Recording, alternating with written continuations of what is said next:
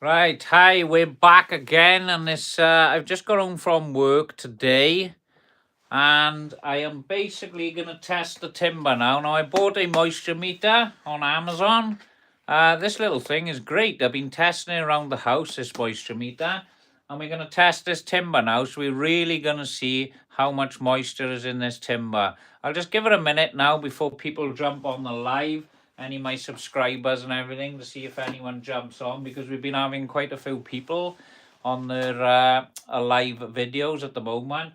So yeah, like I said on the previous lives, we're going to be making a maple cutting board.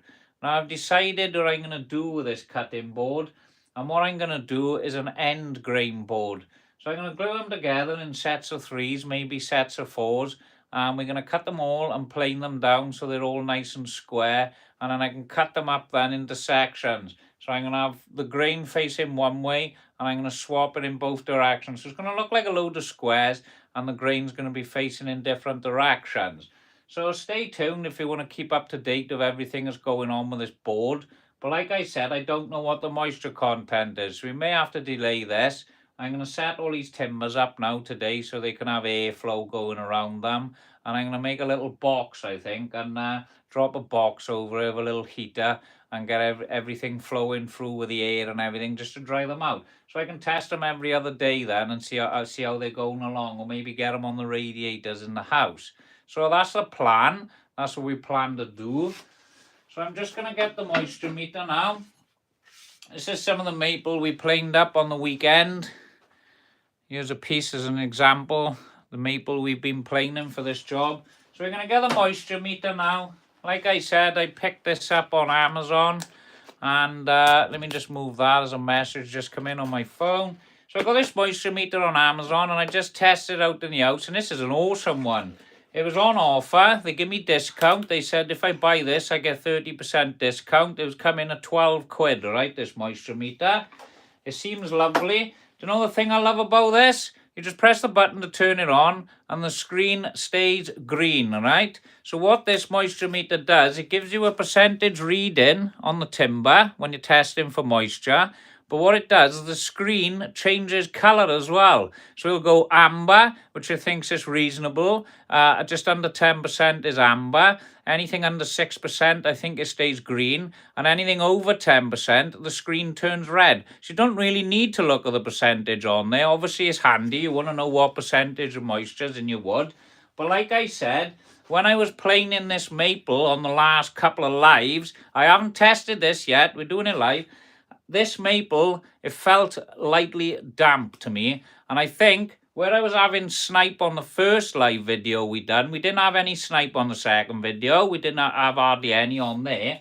But when it was going through the planer, I think because it's slightly damp, the timber, it's causing a little bit of friction, and it was causing it to stop, and the rollers couldn't pull it through. Now, people are saying clean the rollers. This is quite new. It is off. The rollers are looking very clean to me under there, so I don't think that was the issue. So we'll just get the moisture meter now. I'll show you. There's a couple of settings on there. As you can see, it's got a picture of the tree on there, so that's just stating that it's wood. And obviously, you press it into your timber, and there's the reading. What's that? 7.6. So I've got a bit of moisture in there. Anything between 6 and 8 is good for cutting boards. Girl, that is so cool. Thank you. So yeah, anything between 6 and 8 is good for cutting boards. So that's not too bad. That's usable. I'll just try the back end. This is where the problem might arise. There we go. See? We're in orange now. So I need to get the moisture out of this timber. You're welcome. Thank you. So yeah, see? I was green. It's a lovely one. And like I said, it only cost me 12 quid. So I can go testing these, and I'm going to test every single one of these. And then all I need to do with these then is obviously get them stacked side by side, leave all the airflow around them. And I think I'm going to set up, get some sort of box. I got pinless meter the other day. Do you know what, Sam? I was looking at the pinless one, and Amazon offered me this one, and they give me a 30% coupon as well if I bought it there and then on the spot. And it's only 12 quid. And I think it's great. So look, see, Obviously, we got orange there, 8.3, 8.5. I'm trying to read it on the cameras. It's looking at you. And it is obviously backwards. So, obviously testing this. Look, see, we're in the amber zone. So, I've got to get these timbers to the right. Obviously, the right moisture levels before I can go ahead and do these boards. Now, I want to try and get these down to at least 6% for a board. I love seeing people do what they live without getting hated on. I don't mind haters' comments. I've had plenty of them. Doesn't bother me. I just ignore them. Right, so we're just testing these, obviously, like I said, and we're in the amber zone on this. So this is no good for making boards at the moment. But like I said yesterday and the day before on the live videos, obviously I thought these had a bit of dampness. Now, I knew there was an issue with the floor I took out in a property, like I said. And when I took this floor out in the property, it was not water, well, it was water damage, it's rotten through. But this side of the property, the floor was good, it felt dry. But obviously bringing it home, I thought, hang on, there's a bit of moisture in here, I'm not going to be able to make nothing out of it. What's that? Sorry to hear your van was broken into. When did it happen? Oh, Sam, I was on a job in Cardiff. I'm from obviously South Wales. I was on a job in Cardiff and I was working in a complex. It was like a set of 30 flats. You drive in through shutters. The shutters come down and a little part of the undercover car park is a bit like a multi-story car park.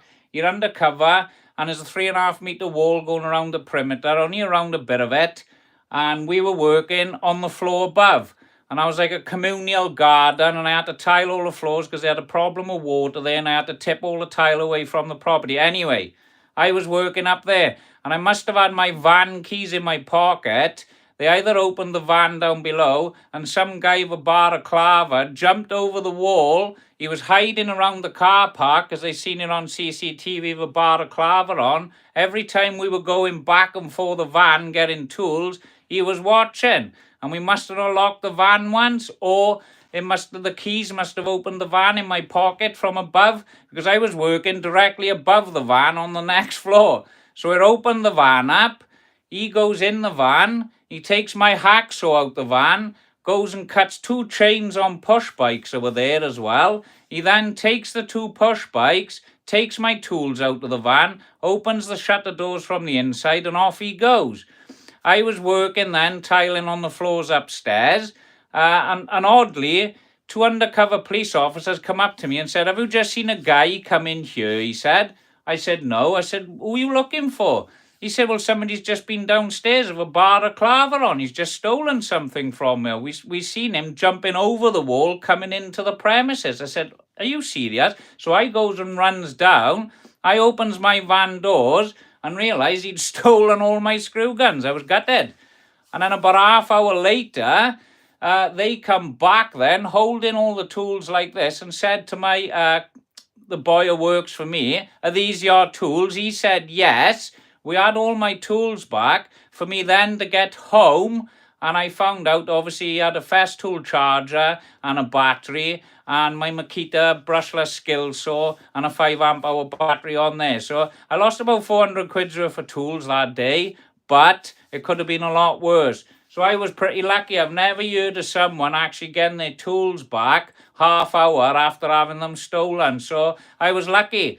And the police then, obviously, they come up to me and they said, "My tools, where you come out of this complex in Cardiff, where these 30 flats are," he said, "just down the road in a garden, they'd thrown all my tools in there." And he also had a Milwaukee light as well. So I was pretty lucky, really, to be honest with you. I had most of my tools back.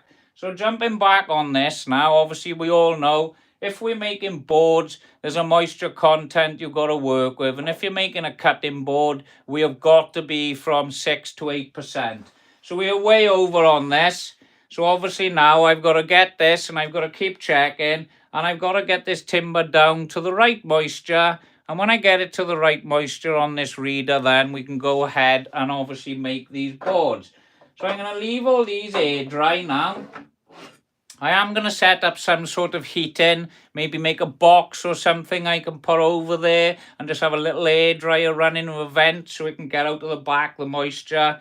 But these ain't good enough, see? we're in the amber zone, and it's pointless even trying to attempt making something out of this, because when the moisture finally releases from the wood, it's going to warp and it's going to bow, and all the hard work and planing it and gluing it up and everything, it's not worth the risk, is it? So obviously these are not looking good. We've got plenty more to plane through, mind. So I will take a couple of layers off. Obviously taking it off the underside where moisture would have been on the suspended floors is good, because I'm obviously getting rid of some moisture. So we will get there with these, but they're not perfect. See, what are we on? 8.5. So it is what it is. I will get these all set up and aired out correctly now. And then maybe in a couple of months we can get on to making this. But my plan for these boards is we're going end grain. So I'm going to glue 3 or 4 of these together. We're going to plane it all so it's nice and square. And then we'll have the squares going in that direction, this direction, that direction, all the way through the board. I think it'll look nice. We'll definitely get something out of this. It's definitely maple. And I'm hoping that within about 4 months' time, then we can obviously get these boards made up and make something out of it. But yeah, thanks for mentioning that, Sam. That is absolutely great. But like I said, there were people with worse stories having their vans broken into as well. There was a guy who commented on that video. Mind, he's had a lot of stuff stolen. He's had East Wing armour. All right, Fionn, you haven't been on the last couple of lives. Nice to see you back on, yeah. What we've been doing, Fionn, I'll just grab a piece and show you now. What I've been doing is recycling some maple timber. Now, these have come from floors in a customer's property. All right, let me just get this off here. On the back, it says Canada Flooring. I don't know if you can read that. So, yeah, basically, we had rotten floors on a job. They're suspended, so there's joists underneath and the air is supposed to flow through. But something's happened with the vents and the air circulation under there, and the floors had rotted through. But when I took all the floors out on this job, this timber was in good condition. So I said to the customer, can I take some of this with me and can I plane it down and can I make a few chopping boards out of it, and I will give you one as a favour as well. And she said, just carry on, take what you want. So I've taken a nice bit of timber, and on a couple of live videos we've done, you might find them a bit boring, mind. All we've been doing is planing each piece. And this is what we've got out of it. Let me just grab a couple. Excuse me. It's beautiful timber. It's Canadian maple. It's really nice looking timber. I know it looks a bit rough, but we're going to get something out of it. We planed it down. We're trying to get something from there. And then hopefully, in a few months now, when this dries out a bit, hopefully we can get something from there. I like maple as well. It's a lovely wood, isn't it? It's got a lovely sheen to it. There's some nice colour variations going on there. I'm a fan of it. And for free, you can't fault it, can you?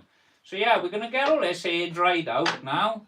I'm going to try and set up some sort of heater. I'm trying to find some nice pieces to show you, but we did get some crackers out of this. I was impressed, but anyway, I was very happy. But it's starting to get dark now, so I got my light on behind here, and that's where we're getting these shadows in here. But yeah, it's looking nice. I'm happy with it anyway. But like I said, I've spent a good few hours planing all of this now. I've got another stack to get through. I'll do that on the weekend or something now. And then we can see, get these all airing out, and then we can see what we're going to get out of it then. So yeah, thank you for jumping on. I'll see you on the next live. I'm going to get all these stacked up now. I don't think you want to be watching that on a live video. A bit of boringness, do you? And then we'll crack on with some other videos, you and so I'll see you on the next one. Thanks for jumping on.